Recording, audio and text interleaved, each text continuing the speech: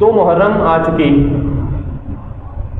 قافلہ امام حسین علیہ السلام کربلا پہنچ چکا۔ جب قافلہ کربلا پہنچتا ہے تو جناب حر 1000 کا لشکر لے کر امام حسین کے پاس آتے ہیں، اور وہ لشکر پیاسا ہوتا ہے۔ امام حسین مولا عباس سے فرماتے ہیں کہ عباس یہ پیاسے ہیں، عباس ان کو پانی دے دو۔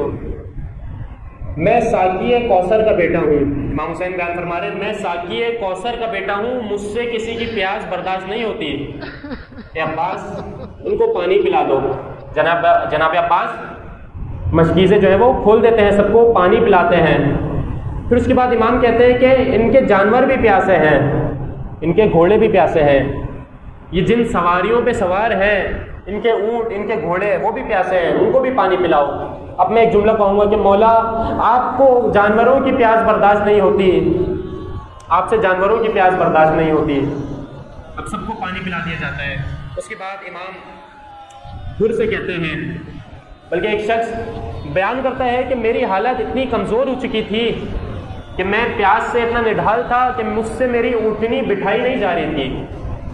منظر اپنے ذہن میں رکھیے گا، کربلا کا منظر ہے، دوپہر کا وقت ہے، 1000 کا لشکر جناب حر لے کر آئے ہوئے ہیں، سب کو پانی پلا دیا گیا ہے۔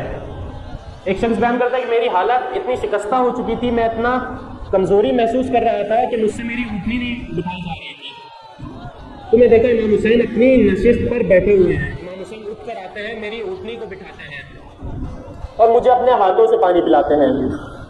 پھر اس کے بعد امام حسین علیہ السلام حر سے کہتے ہیں کہ حر نماز ظہر کا وقت ہونے والا ہے، تم اپنے لوگوں کے ساتھ اس طرف نماز پڑھ لو، میں اور میرے انصار ادھر نماز پڑھ لیتے ہیں۔ جناب حر کہتے ہیں کہ آپ موجود ہیں، آپ کی موجودگی میں ہم الگ الگ نمازیں کیوں پڑھیں، آپ جماعت کرائیں، ہم آپ کے پیچھے ہی نماز پڑھیں گے۔ نماز تمام ہوتی ہے، اس کے بعد امام حسین جب اپنے ذوالجناح پر سوار ہوتے ہیں تو جناب حر آ کر ان کی سواری روک لیتا ہے، ذوالجناح کی لگام تھام لیتا ہے۔ تو امام حسین کہتے ہیں کہ حر تمہیں معلوم نہیں میں کون ہوں، تمہیں معلوم نہیں میں کس کا بیٹا ہوں؟ تو جناب حر کہتے ہیں کہ میں آپ کو جانے نہیں دوں گا۔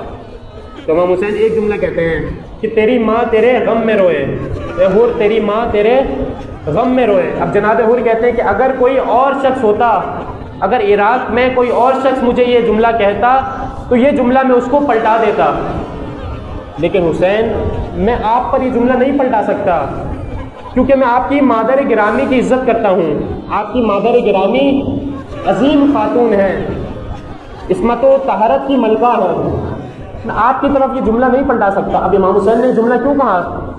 امام حسین چاہتے تھے کہ حر سوچے کہ میں کس کے بیٹے سے جنگ کرنے جا رہا ہوں۔ اب 2 محرم ہے، 2 محرم سے جناب حر نے یہ سوچنا شروع کیا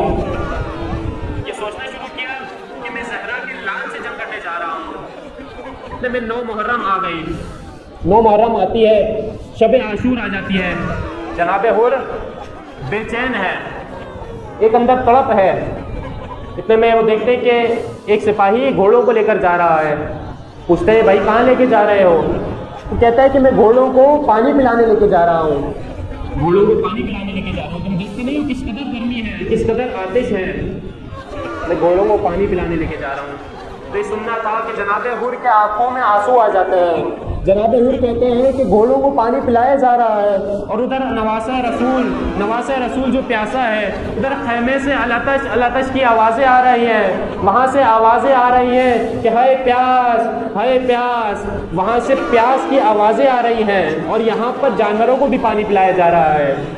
جناب حر اور مضطرب ہو جاتے ہیں اور بے چین ہو جاتے ہیں۔ اتنے میں اذان فجر کا وقت قریب ہوتا ہے، جناب حر بے چین ہے، جاتے ہیں دوڑتے ہوئے عمر سعد کے پاس، عمر سعد سے کہتے ہیں عمر سعد مجھے سچ سچ بتا کیا جنگ ہوگی؟ عمر سعد کہتا ہے کہ ہاں جنگ ہوگی، اور اس قدر شدید جنگ ہوگی کہ ہم ان کی گردنیں کاٹ دیں گے، ہم ان کے ہاتھ کاٹ دیں گے۔ یہ سننا تھا کہ جناب حر بے چین ہو جاتے ہیں اور گھبرا کر کانپنے لگتے ہیں۔ ایک ساتھی جناب حر سے پوچھتا ہے کہ جناب حر اگر کوئی مجھ سے پوچھتا کہ کوفہ کا بہادر ترین شخص کون ہے، کوفہ میں بہادر ترین کون ہے، تو میں آپ کا نام لیتا، اور آپ اس قدر کانپ رہے ہیں، کیا وجہ ہے؟ تو کہتے ہیں کہ آپ کیا 72 سے ڈر گئے؟ جناب حور کہتے ہیں نہیں، میں 72 سے نہیں ڈرا، مجھے فاطمہ زہرا سے ڈر لگتا ہے، میں جناب فاطمہ زہرا سے ڈرتا ہوں، میں جنت میں جانا چاہتا ہوں، میں جہنم میں نہیں جانا چاہتا۔ پوچھتا ہے کیا ہوا؟ کہتا ہے یزید کے پاس جہنم ہے اور حسین کے پاس جنت ہے۔ اتنے میں وہ باہر نکلتے ہیں، امام حسین کے خیمے کی جانب بڑھنے لگتے ہیں، پیچھے سے جناب حور کا بیٹا بھی آ جاتا ہے۔ بیٹے کا نام کیا ہے؟ علی ابن حور۔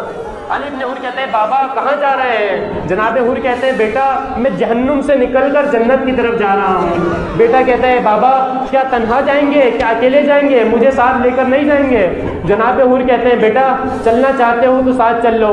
اتنے میں ایک غلام اور جناب حور کا بھائی بھی آ جاتا ہے، یہ چاروں تشریف لے کے جاتے ہیں، اب چل رہے ہیں، راستے میں جناب حور کہتے ہیں بیٹا میرے ہاتھ رسی سے باندھ دو، میرے ہاتھوں پر رسی باندھ دو، میری آنکھوں پر پٹی باندھ دو۔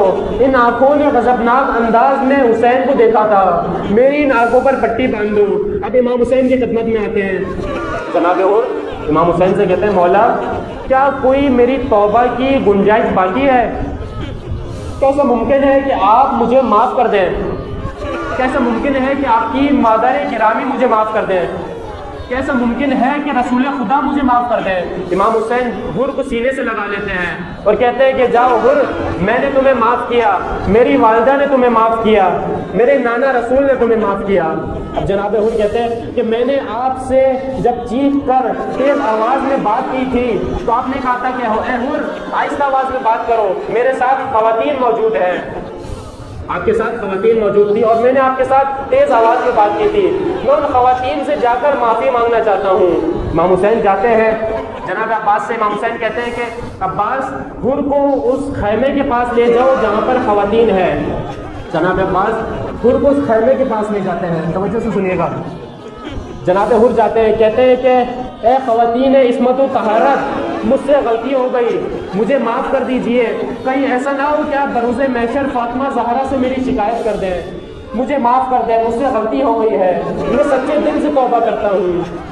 اب وہاں خیمے کے اندر رونے کی آوازیں بلند ہوتی ہیں، ساری خواتین رونا شروع کر دیتی ہیں۔ اب یہاں پر حر اپنی زرہ اتار دیتا ہے، اپنی تلوار کھول دیتا ہے اور ریت پر لیٹ جاتا ہے، ریت اٹھا کر اپنے سر میں ڈالتا ہے کہ تیری وجہ سے 2 مرتبہ خواتین جو ہے وہ روئی ہیں، 2 مرتبہ ان کی آنکھوں میں آنسو آئے ہیں۔ اتنے میں جناب زینب کی آواز آتی ہے کہ اے حر ہم نے تمہیں معاف کیا، اے حر میں جناب سیدہ سے تمہاری شفاعت کروں گی۔